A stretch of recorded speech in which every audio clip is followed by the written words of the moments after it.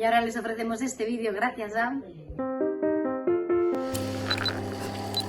Convertimos tu trading en una experiencia gourmet. IG, obsesionados con darte la mejor atención al cliente. Pon a tope tu trading con IG. Pillamos, no quiero tampoco robarle mucho más tiempo. Cigor, muy buenas noches, ¿cómo estás? Hola, buenas noches. ¿Dónde te pillamos? No, ahora me pilláis en Bilbao recién retornado de Ucrania. Eso te iba a preguntar, digo, como sabía que andabas para arriba y para abajo, no me habían dicho. Bueno, ¿cómo lo has vivido tú? Porque esto, perdóname que vaya a la pregunta personal antes que incluso a cómo está el conflicto, ¿no? Pero lo que estás viendo, lo que has visto, tú que además llevas años dando vueltas, bueno, por los distintos lares del mundo, especialmente por Asia y por China. Claro, todo este conflicto, no sé cómo ves la posición de China y ahora te preguntaré, pero ¿cómo te ha resultado a ti? ¿Qué has visto y vivido? Bueno, es bastante duro. Lógicamente, ir a una guerra, pues siempre es complicado, ¿no? Como un periodista, además, lógicamente, con acceso a uno de los dos bandos únicamente, ¿no? Porque, bueno, pues los ucranianos nos facilitan ese acceso, pero los rusos no. Entonces, es difícil discernir muchas veces, pues, lo que es información de lo que es propaganda, ¿no? Porque podemos ver y podemos acceder a lo que ellos quieren que accedamos, ¿no? Pero bueno, aún así lógicamente, ver la destrucción que se está produciendo en Ucrania, el dolor que está provocando esta guerra en la población civil, pues es descorazonador, ¿no? Y luego, obviamente, lo que tenemos que analizar son las graves y grandes consecuencias políticas o geopolíticas que está provocando este conflicto a nivel mundial, ¿no? Claro, y esa es la otra parte. Hoy hablaba yo de que quiere ya Ucrania renegociar el acuerdo del grano. Se empieza a hablar otra vez de la paz, de si tienen o no que forzar o presionar a Ucrania. Yo sé que es muy simplista la pregunta, pero ¿hacia dónde ves que se encamina esto? ¿Dónde crees que va a acabar? ¿Crees que va a haber una paz, como dicen algunos, una paz caliente, mal negociada, para que nadie quede contento, pero bueno, que haya paz? ¿O dónde ves este conflicto finalmente? Pues me gustaría tener la bolita de cristal, la verdad, pero yo creo que ahora mismo está empantanado, ¿no? Y asimismo lo reconocen también los propios militares ucranianos con los que he estado en el frente de Donbass. Ellos tienen una esperanza que es precisamente la llegada de los Leopard, ¿no? Aseguran que, bueno, que la llegada de los HIMARS en su día supuso un punto de inflexión que permitió ese avance espectacular en Kharkiv y también en Gerson. Ucrania recuperó mucho territorio y ahora esperan que los Leopard sirvan para algo parecido en el Donbass, ¿no? Pero hasta que eso suceda y veamos si realmente ese éxito se produce, yo creo que ahora mismo las posiciones están muy claras y están empantanadas, nunca mejor dicho, ¿no? Además es un clima muy duro, está todo embarrado, los rusos intentan avanzar, los ucranianos consiguen defender, con lo cual, bueno, pues las líneas están bien delimitadas a la espera de que se vea si en el territorio militar o en el territorio político hay algún tipo de avance. Yo ahora mismo lo único que puedo ver es una guerra muy larga. Sí, eso es lo que parece y tiene pinta, desde luego. En el apartado energético lo estamos viviendo también desde fuera, ¿no? Que al final uno empieza a ver consecuencias económicas por un lado y por el otro, pero en ese apartado más humano que nos describías, es verdad que siempre es desgarrador, no creo que nadie lo niegue en ninguno de los dos bandos, más allá de, efectivamente, como dices tú, que a veces cueste discernir, ¿no? Da igual el bando, la noticia o la propaganda o lo que está ocurriendo, pero vamos más hacia ese camino, parece, hacia incrementar la tensión vía, no sé si propaganda, si llamarlo así, pero desde luego sí, algo marketingiana de qué opina cada bando y hacia dónde puede ir. Por atinarlo mucho, ¿crees que desde fuera en realidad se está exacerbando el conflicto en lugar de intentar echarle agua? Es difícil de decir, ¿no? A mí, por ejemplo, la propuesta de paz que ha hecho China me parece bastante lógica, ¿no? No le estamos haciendo mucho caso, quizá porque es China, pero al final está siendo el país que está manteniendo una postura más cuerda y además más consistente desde que comenzó la invasión, ¿no? La invasión a gran escala del año pasado. No sé si se está echando más leña al fuego, si se está tratando de apagar la llama. Es evidente que los ucranianos lo que quieren es recuperar el territorio que han perdido, ¿no? Y en muchas ocasiones eso supone hablar también de Crimea, que posiblemente suponga una línea roja con Rusia, pues quizá la más clara, ¿no? Yo me decanto por pensar que tanto Europa como Estados Unidos, que hay que recordar que Estados Unidos es el país que más dinero y más está beneficiando de este conflicto a nivel económico, yo creo que Europa está presionando para que se vuelva a la mesa de negociaciones y se trate de poner fin a este conflicto de una forma, pues bueno, negociada, ¿no? Que se establezca algún tipo de acuerdo con Rusia, pues para que acabe esta carnicería, que yo creo que es lo que queremos todos, ¿no? Pero bueno, yo creo que las posiciones también están demasiado encontradas como para que se produzcan esas negociaciones y sobre todo para que lleguen a buen puerto.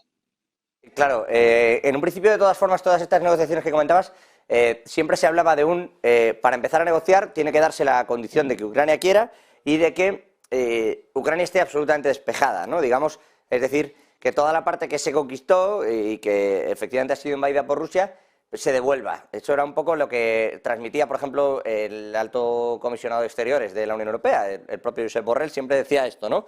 Que se retiren y luego hablamos de cuáles son las condiciones y de quién paga qué, porque también se hablaba siempre de ese pago en la factura rusa. Como comentas, al final, si uno quiere terminar con esto, es verdad que la propuesta de China parece más razonable.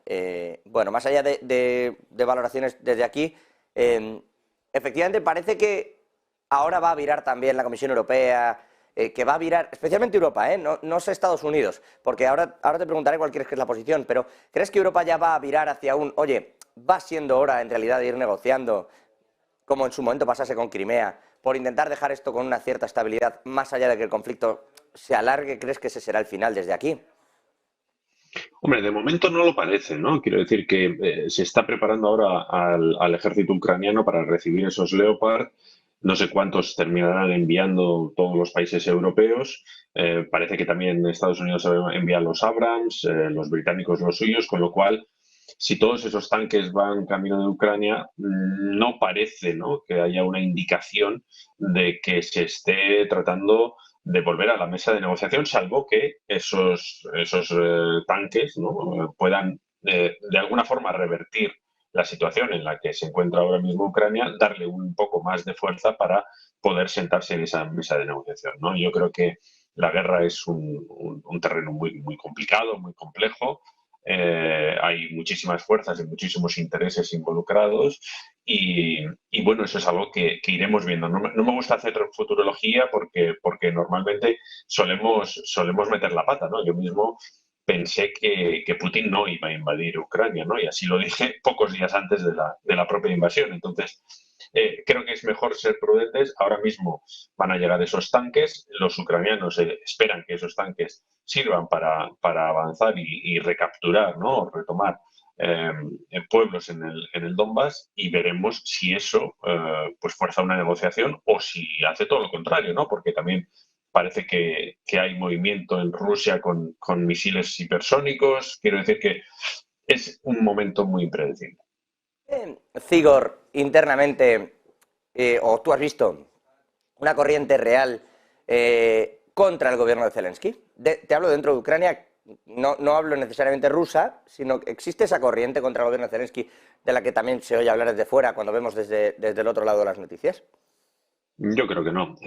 Una de las cosas en las que coinciden casi todos los ucranianos es en que esta guerra ha hecho que el pueblo se una y que se una detrás de su presidente y de su gobierno, ¿no? Incluso mucha gente que era crítica con él, que no le había votado ni mucho menos, ahora mismo considera que lo principal es la unidad del país hasta que se gane la guerra. Y después ya se solucionarán problemas enquistados, problemas endémicos, ¿no?, del propio país, como puede ser pues la corrupción, ¿no?, que está haciendo que el propio Zelensky esté destituyendo, ¿no?, a muchos de sus altos cargos. Ahora mismo los ucranianos son casi uno, ¿no? Puede haber ciertas diferencias, pero creo que la guerra lo que ha conseguido es precisamente unirlos y que hagan piña.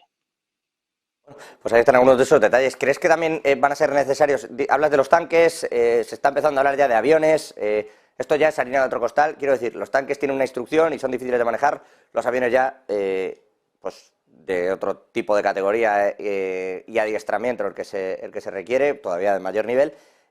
Estados Unidos en principio se ha negado a esto. Claro que Estados Unidos se ha ido negando a cosas y luego ha ido poniendo también metas y medios, ¿no? A todo. ¿Crees que también se va a llegar a ese punto o ese no lo ves? A ver, yo creo que esta guerra está siendo un poco extraña, diferente, ¿no? A lo que se esperaba en un conflicto bélico del siglo XXI. Y uno de los puntos más curiosos, si acaso, es que la Fuerza Aérea se está utilizando muy poco, ¿no? En gran medida yo creo que eso es por las defensas aéreas con las que se cuentan. Pero bueno, yo veo que ahora mismo se está buscando, o posiblemente Occidente lo que está haciendo es ver un poco dónde están las líneas rojas de Rusia, ¿no? Porque es así, o sea, se ha ido enviando armamento casi desde piedras y tirachinas hasta los tanques Leopard que se han prometido ahora, como viendo a ver cuál es la respuesta de Rusia en cada momento, ¿no? Es un juego un poco peligroso porque, lógicamente, si ahora hablamos ya de los cazas, como antes se habló de los Leopard, a los que también se dio una negativa inicial, y esos cazas terminan enviándose a Ucrania, pues claro, estamos hablando ya de que Rusia pues cada vez puede sentirse más amenazada por ese envío de material que pasa de ser defensivo a ser ofensivo, porque pues posiblemente se pueden programar los HIMARS para que no vayan a más de no sé cuántos kilómetros. Los Leopard obviamente no pueden ir muy deprisa y cruzar las líneas de Rusia, pero un F-16 pues sí que es un arma ofensiva, ¿no? No es un arma tan defensiva. Entonces, eso sería, yo creo, un punto de inflexión importante y no sabemos cómo reaccionaría Rusia. No, no, claro, esa es otra, porque parece que lo que sí queda a todo el mundo es que como esto se alargue mucho, lo difícil va a ser que Ucrania siga sosteniéndolo y siga sosteniendo la guerra sin entrada de tropas extranjeras en el conflicto. Por tu experiencia, que es mucha también en concreto en China, ¿qué crees que puede ocurrir? ¿Cómo estás viendo el papel de China en todo esto? No solo comercialmente, porque empieza a haber una guerra fría clara con Estados Unidos y sus empresas, desde un lado y desde el otro, sino en particular en cuanto al tipo de apoyo que se da a Rusia y las declaraciones que van saliendo de ahí. ¿Hacia dónde crees que va China? ¿De verdad está posicionándose o intentando estar posicionada como algo independiente para fraguar esa paz? A ver, yo creo que China se ha puesto de perfil desde el principio, está aprovechando la situación, la coyuntura, es un país muy pragmático, siempre lo ha sido, yo he vivido allí 20 años y en este caso sí creo que estoy acertando más en el pronóstico. Desde el principio creo que China ha estado incómoda porque a China lo que le interesa es la estabilidad, ante todo, para poder vender sus productos, para poder comerciar con tranquilidad, poner en marcha ese gran proyecto que es la nueva ruta de la seda, que está provocando pues muchos problemas en muchos países, pero que precisamente esta bipolaridad, esta nueva guerra fría a la que vamos, pues no le conviene a China, ¿no? Sobre todo teniendo en cuenta que Estados Unidos es su principal socio comercial, ¿no? La Unión Europea es el principal socio comercial como bloque, Estados Unidos lo es como país, Rusia pues es un suministrador importante de materias primas y de energía, y de hecho China está prestando apoyo a Rusia comprándole ese gas, ese petróleo, eso sí, a unos precios con un descuento muy importante, o sea, China se está beneficiando de esta situación en la medida de sus posibilidades y no es la única. Quiero decir que hablamos mucho de China, pero no hablamos de India, que es el país que más ha aumentado las importaciones de productos energéticos de Rusia, ¿no? Y India, pues es un país menos alineado, ¿no? con Rusia en lo político. Entonces, yo ahora mismo creo que pues China, dentro de esa incomodidad, está intentando jugar sus cartas. Hasta ahora hemos visto que estaba eso de perfil y sin dar, pues bueno, sin prestarse tampoco a ser mediadora, como ha sido el caso de Turquía, sin jugar un papel muy importante. Y no sé si ahora que el conflicto parece que se alarga más de lo que se previó, pues posiblemente pueda intentar jugar bueno, o hacer valer el peso específico que tiene en el ámbito económico, también en el político, ¿no? Porque al final China es la segunda potencia mundial, pero en el ámbito geopolítico no cuenta tanto, sobre todo cuando se habla de un conflicto bélico como el de Ucrania. Bueno, vamos a ver si poco a poco, efectivamente, de ahí van sacándolo. China, efectivamente, tiene mucho que decir y mucho que guardar por lo que vas comentando y cómo lo están haciendo. Y vamos a ver dónde termina todo esto. Perdona que te pregunte, Cigor, y casi te dejo marchar. No sé si está también Enrique y si quiere preguntar algo, que estaba todavía por aquí, Enrique Martínez, el profesor de Economía de la Universidad CEU San Pablo. Pero te lanzo también la pregunta, ¿qué crees que pasó con el Nord Stream? Uy, eso sí que es un gran misterio que habrá que resolver, que tendrán que resolver, bueno, pues los peritos, los expertos que sepan de esto, ¿no? Obviamente, si pensamos en a quién beneficia este sabotaje, yo creo que en principio a Rusia no. Porque, bueno, pues el gas podría haber seguido vendiéndolo y de hecho nos sigue vendiendo gas, en este caso licuado, ¿no? Realmente yo creo que este es un misterio que desde luego yo no voy a resolver, pero que espero que se resuelva porque es importante, ¿no? Para ver si es que hay alguna mano negra, como ven algunos. Yo no soy nada fan de las teorías conspiranoicas, pero es cierto que es un sabotaje extraño.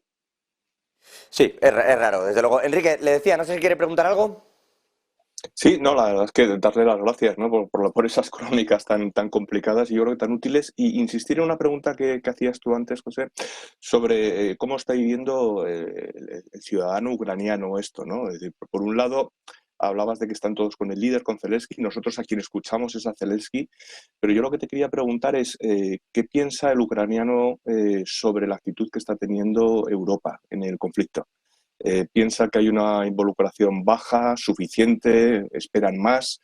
Y por otro lado también te quería preguntar si ellos están mentalizados y preparados para una guerra a largo plazo o piensan, ¿no? O tienen la esperanza muy arraigada de que va a ser algo que se va a resolver rápido. Yo creo que hay diferentes visiones, obviamente. Depende mucho también de la experiencia personal de cada uno de los ciudadanos. Lógicamente, hay una diferencia importante entre las zonas del oeste del país, que son las que menos han sufrido y que viven prácticamente una normalidad casi como la nuestra, ¿no? Y la realidad que hay en la parte oriental, que es la que más está sufriendo, ¿no? Esta Ujú. invasión. También hay una diferencia importante entre quienes tienen a familiares, por ejemplo, acogidos en la Unión Europea, que son muchos, y quienes no, entre los civiles y entre los militares, ¿no? Hay muchas diferencias. Yo creo que en general los ciudadanos ucranianos son conscientes del esfuerzo que está haciendo la ciudadanía europea con esta guerra, porque saben que debido a la invasión, nuestra inflación ha afectado a nuestra inflación, a nuestra calidad de vida. Saben que nosotros estamos destinando un dinero muy importante en armamento y en ayuda humanitaria al país. Entonces yo creo que están en general agradecidos a lo que está haciendo la Unión Europea.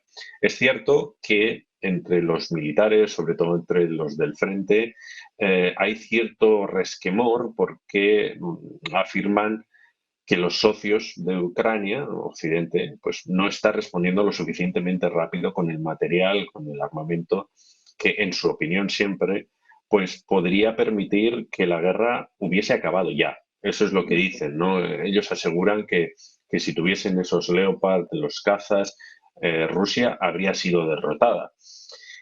No sé yo si estoy muy de acuerdo con eso, porque olvidamos que Rusia es una potencia nuclear, que lógicamente tiene esa baza que todavía no ha jugado y esperemos que no lo haga, ¿no? Pero me parece también que la idea de derrotar a Rusia puede ser peligrosa y posiblemente poco realista, ¿no? Pero sí que veo ese resquemor por parte de los militares y ese agradecimiento por parte de los civiles. Ujú. Bueno, pues ahí están Muchas algunos gracias. de todos estos datos, si me permiten, también agradecido por todo lo que está ocurriendo y es verdad que lo del Nord Stream es complejo, pero que yo no sé si cambiaría, se me quedaba la pregunta, no sabía si Enrique iba a ir por ahí, yo no sé si cambiaría, Cigor, y con esto lo dejo marchar, palabra, ¿cambiaría algo la situación si se descubriera quién ha sido? Quiero decir, si se explicara oficialmente en vez de todo ser una conspiración o una lucubración. Hombre, yo creo no sé, clarificaría algunas cosas que son relevantes, ¿no? Porque si ha sido Rusia, pues habría que explicar por qué, ¿no? A Rusia le interesa hacer eso, sobre todo sería casi un ataque de falsa bandera, ¿no? O sea, intentar implicar, por ejemplo, a Estados Unidos, ¿no? Hacer pasar a Estados Unidos por el malo de la película, y si ha sido Estados Unidos, pues dejaría en muy mal lugar a Washington, ¿no? Demostraría que Estados Unidos no quiere la paz, sino que está echando leña al fuego. Y dudo mucho que haya sido alguno de los países escandinavos, la verdad, porque y no creo que sea ese su estilo, pero sí, clarificaría algunas de las cosas. Yo creo que arrojaría luz sobre la verdadera intención de los grandes poderes que están involucrados en esta guerra. Bueno, pues ahí están algunas de todas las claves de lo que está pasando y efectivamente con bastante análisis, bastante sesudo y agradecidos desde siempre por este ratito. Por supuesto, a Enrique Martínez, profesor de Economía de la Universidad de San Pablo, que estaba por aquí.